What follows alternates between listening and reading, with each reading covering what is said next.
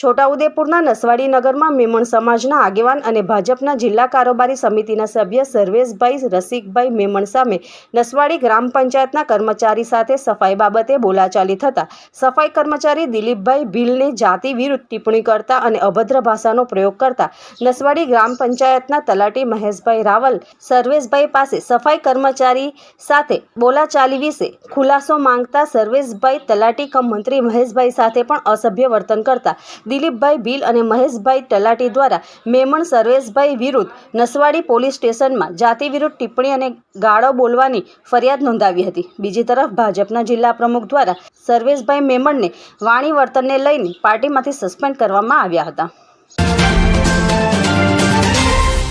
Delhi Mumbai express highway ઉપર આમોદ તાલુકાના માતર ગામ નજીક બ્રિજ ઉપર અલ્ટો ગાડીના ચાલકે ઓવરટેક કરવા જતા ટેન્કર